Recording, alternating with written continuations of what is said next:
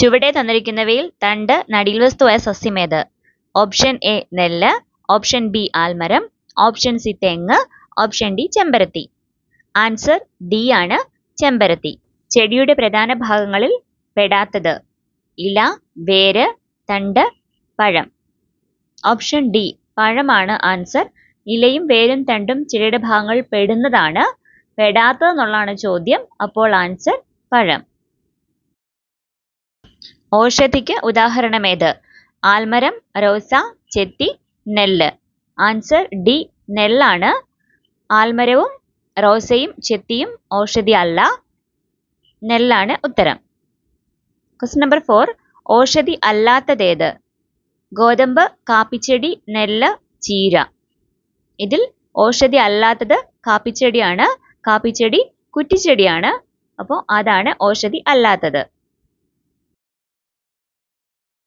കുറ്റിച്ചെടിക്ക് ഉദാഹരണമേത്? ചീര, വാഴ, റോസ, നെല്ല്. ഓപ്ഷൻ സി റോസയാണ് ഉത്തരം. അതാണ് കുറ്റിച്ചെടി.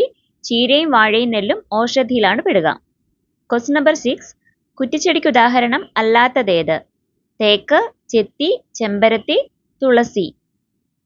ആൻസർ ഓപ്ഷൻ എ തേക്കാണ്. തേക്ക് മരമാണ്. അപ്പോൾ അത് കുറ്റിച്ചെടി അല്ല.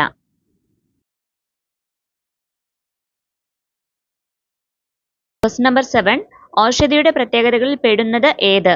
വളരെ കാഠിന്യമുള്ള തണ്ട്, വളരെയധികം വർഷം ആയുസ്സുണ്ട്, മാസങ്ങൾ മാത്രം ആയുസ്, വലിപ്പം കൂടുതലാണ്. ഇതിൽ ഔഷധിയുടെ പ്രത്യേകതയിൽ പെടുന്നത് ഓപ്ഷൻ സി ആണ്, മാസങ്ങൾ മാത്രം ആയുസ്. ഓപ്ഷൻ എയും ബിയും ഡിയും മരങ്ങളുടെ പ്രത്യേകതയാണ് ഓപ്ഷനിലുള്ളത്.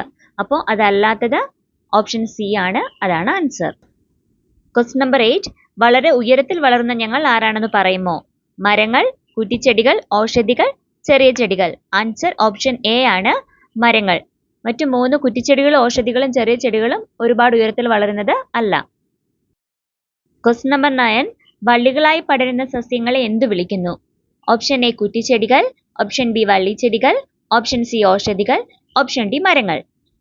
ആൻസർ ഓപ്ഷൻ ബി വള്ളിച്ചെടികളാണ്. Question number 10. വള്ളിച്ചെടികൾക്ക് ഉദാഹരണം കണ്ടെത്തുക. മത്തൻ, മുരിങ്ങ, തുമ്പ, മുക്കുറ്റി.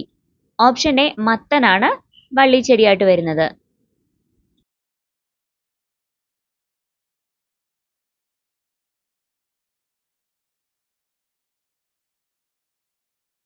താമര എന്തുതരം സസ്യമാണ്? ഓപ്ഷൻ എ വള്ളിച്ചെടി, ഓപ്ഷൻ ബി കുറ്റിച്ചെടി, ഓപ്ഷൻ സി ജലസസ്യം, ഓപ്ഷൻ ഡി മരം. താമര ഒരു ജലസസ്യമാണ്. ഓപ്ഷൻ സി ആണ് ആൻസർ. Question number 12. ജലസസ്യത്തിന് ഉദാഹരണം ഏതാണ്? മത്തൻ, വെള്ളരി, ആമ്പൽ, മുല്ല. ഇതിൽ ജലസസ്യം ഓപ്ഷൻ സി ആമ്പലാണ്. Question number 13. വിത്തിൽ നിന്നും ആദ്യം മുളച്ചു വരുന്ന ഭാഗം ഏതാണ്? ഓപ്ഷൻ എ ബീജമൂലം, ഓപ്ഷൻ ബി ബീജശീർഷം, ഓപ്ഷൻ സി തണ്ട്, ഓപ്ഷൻ ഡി പൂവ്.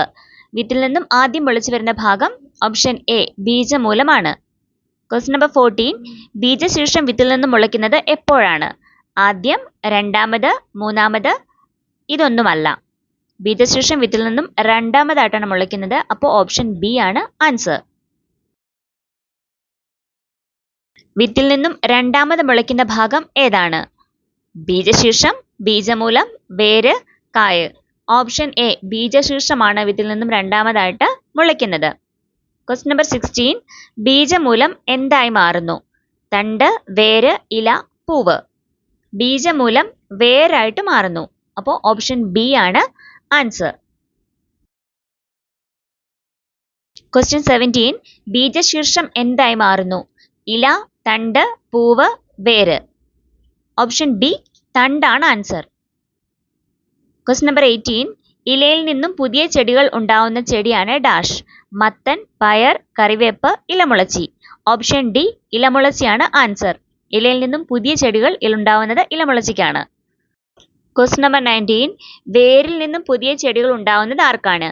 കറിവേപ്പ്, റോസ, പയർ, മത്തൻ. ഓപ്ഷൻ എ കറിവേപ്പിനാണ് വേരിൽ നിന്നും പുതിയ ചെടികൾ ഉണ്ടാവുക. റോസയ്ക്ക് തണ്ടാണ് കട്ട് ചെയ്യുന്നത്. പയർ, മത്തൻ അവ വിത്ത് മുളച്ചാണ് ഉണ്ടാവുക. അപ്പോൾ ഇതൊന്നുമല്ലാത്തത് ഓപ്ഷൻ എ ആണ്. അതാണ് ആൻസർ. Question number 20. ചെടിക്ക് ആവശ്യമായ ജലം മണ്ണിൽ നിന്ന് വലിച്ചെടുക്കുന്ന ഭാഗമാണ് ഡാഷ്. ഇല, പൂവ്, വേര്, തണ്ട്. ഓപ്ഷൻ സി വേരാണ് ആൻസർ. വേരാണ് ചെടിക്ക് ആവശ്യമായ ജലം മണ്ണിൽ നിന്നും വലിച്ചെടുക്കുന്നത്. Question number 21. സസ്യത്തിന് വേണ്ട ആഹാരം നിർമ്മിക്കുന്നത് ആരാണ്? ഇല, പൂവ്, തണ്ട്, വേര്. ഓപ്ഷൻ എ ഇലയാണ് ഉത്തരം. Question number 22. വേരിന്റെ ധർമ്മം കണ്ടെത്തുക. ഓപ്ഷൻ എ ആഹാരം നിർമ്മിക്കുന്നു. ഓപ്ഷൻ ബി ഇലയെ ചെടിയിൽ ഉറപ്പിക്കുന്നു. ഓപ്ഷൻ സി സസ്യത്തെ മണ്ണിൽ ഉറപ്പിച്ചു നിർത്തുന്നു. ഓപ്ഷൻ ഡി ഇതൊന്നുമല്ല. അപ്പോൾ ഓപ്ഷൻസ് നോക്കുമ്പോൾ ആഹാരം നിർമ്മിക്കുന്നു, അത് ഇലയുടെ ജോലിയാണ്.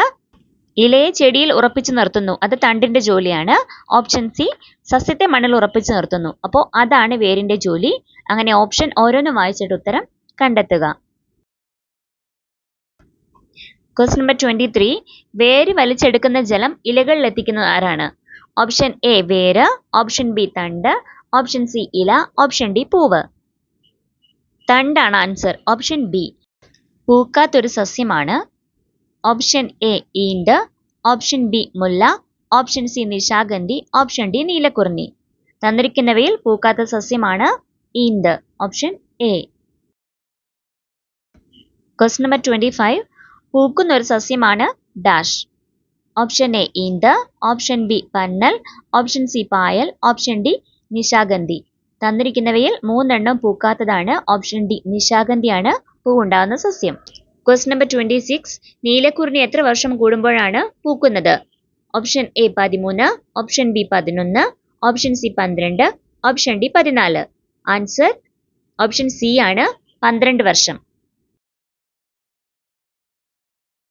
Question number 27. ഒരു നിറത്തിൽ മാത്രം പൂക്കൾ ഉണ്ടാവുന്ന ചെടിയാണ് റോസ, മുല്ല, ജമന്തി, സീനിയ. ഓപ്ഷൻ ബി മുല്ലയാണ് ആൻസർ. മുല്ലയിലാണ് ഒരു നിറത്തിൽ മാത്രം ഉണ്ടാവുക, മറ്റു 3 ചെടികളിലും പല നിറത്തിലുള്ള പൂക്കൾ ഉണ്ടാവും. Question number 28. പല നിറത്തിൽ പൂക്കൾ ഉണ്ടാവുന്ന ചെടിയാണ് ഡാഷ്. ഓപ്ഷൻ എ മുല്ല, കണിക്കൊന്ന, തുമ്പ, ചെമ്പരത്തി. ഓപ്ഷൻ ഡി ചെമ്പരത്തിയാണ് ആൻസർ.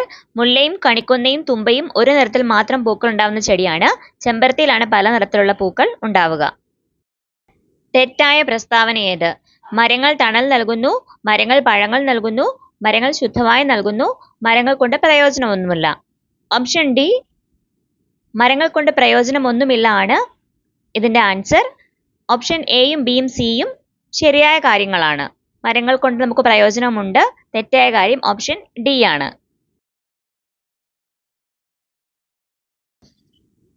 Question number 30. ചെടിയുടെ വളർച്ചയ്ക്ക് ആവശ്യമില്ലാത്ത ഘടകം. ഓപ്ഷൻ എ സൂര്യപ്രകാശം, ഓപ്ഷൻ ബി തണൽ, ഓപ്ഷൻ സി ജലം, ഓപ്ഷൻ ഡി മണ്ണ്. ആൻസർ ഓപ്ഷൻ ബി ആണ്. സൂര്യപ്രകാശവും ജലവും മണ്ണും ചെടിയുടെ വളർച്ചയ്ക്ക് അത്യാവശ്യമുള്ള ഘടകങ്ങളാണ്. തന്നിരിക്കുന്നവയിൽ ചെടിയുടെ വളർച്ചയ്ക്ക് ആവശ്യമില്ലാത്ത ഘടകം തണലാണ്.